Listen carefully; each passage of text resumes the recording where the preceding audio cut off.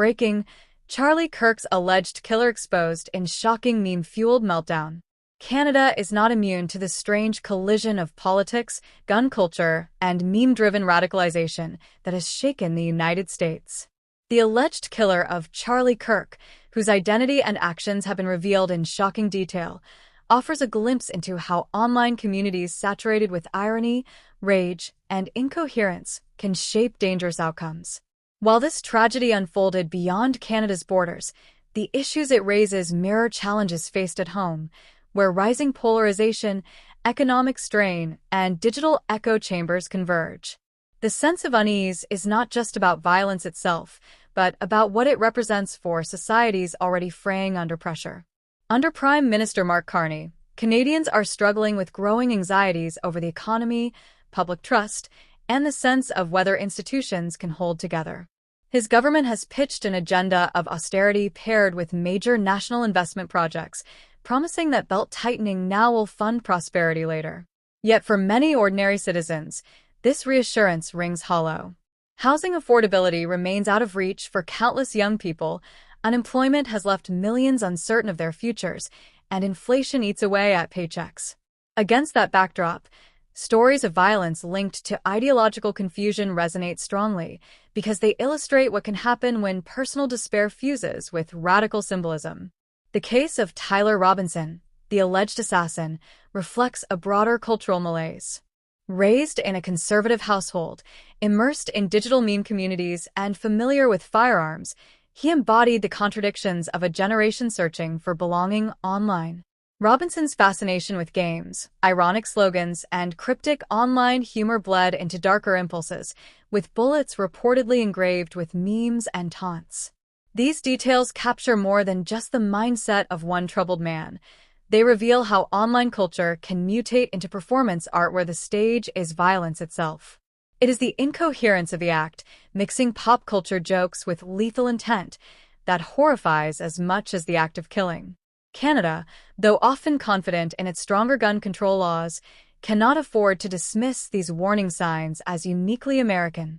Firearms remain accessible in rural communities and among collectors, while the internet provides an identical cultural environment regardless of borders. Young Canadians also spend hours in meme-driven spaces on Discord, Reddit, or Twitch, where lines between satire and belief blur easily. For someone already alienated by housing struggles, job precarity, or social disconnection, those communities can become both refuge and radicalizing force. The Robinson case thus becomes a mirror reflecting back dangers that Canadians may soon confront more directly. The meme inscriptions on Robinson's bullets demonstrate how digital language can warp into violent symbolism. Phrases like "Hey, fascist," "Catch," or ironic insults laced with references to gaming and leftist anthems suggest a worldview not neatly aligned with ideology, but steeped in contradiction. In Canada, observers see parallels in the rise of hybrid conspiracy theories that combine fragments of politics, satire, and internet trolling. These movements defy easy categorization, but their impact is tangible, eroding trust, stoking division, and encouraging contempt for mainstream institutions. When irony hardens into identity, the risk is not just fringe extremism, but mainstream cynicism. Canadian media faces pressure to confront how online culture fuels radicalization. Disinformation, trolling, and meme warfare now shape youth politics more than traditional outlets. Government efforts to regulate harmful content remain cautious, wary of infringing freedoms. Yet the Robinson case shows the risks. If society fails to grasp how satire morphs into violence, it may only react once incoherence hardens into ideology. Canada's tensions extend beyond the digital sphere. Economic and social strains, immigration increases, foreign worker surges, inflation, and a housing crisis deepen alienation. For those facing mental health struggles, such pressures magnify the lure of oversimplified narratives. The case of Kirk's alleged killer, refracted through memes, illustrates how cultural collapse spreads when safety nets erode and the future feels uncertain. In Canadian politics, polarization mirrors this dynamic.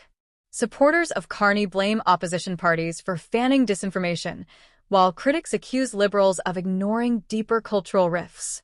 Much like in the United States, there is temptation to brand radicalization as belonging only to one side of the spectrum. Yet the truth revealed by Robinson's actions is far more unsettling. The extremism was incoherent, a mashup of memes, jokes, slogans, and contradictions.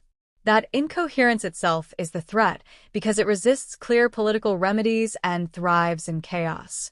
It is less a movement than a mood, but a mood with deadly consequences. For Canadian policymakers, the urgent question is how to strengthen resilience.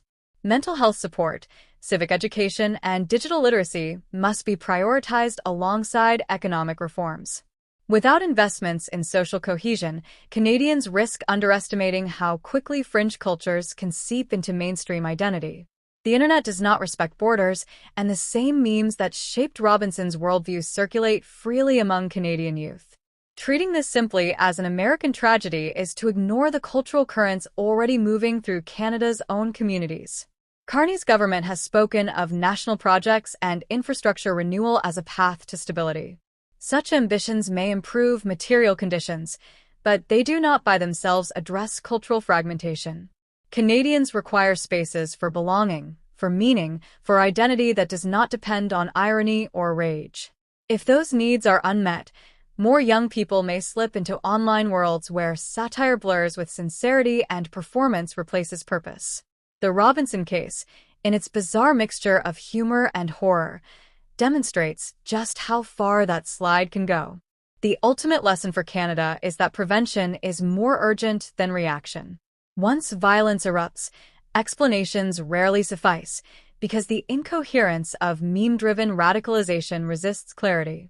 But by addressing economic pressures, investing in mental health, and holding platforms accountable, Canadians can at least blunt the forces that push alienated youth toward dangerous extremes.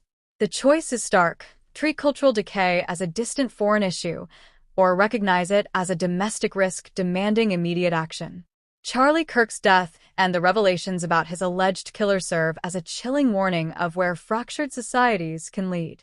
It is not just about guns or ideology, but about the collapse of meaning itself in a digital culture unmoored from reality. Canada, already grappling with uncertainty under Carney, must take these warnings seriously. Because when jokes become bullets and memes become manifestos, the line between satire and tragedy disappears, and no border can shield a society from its consequences.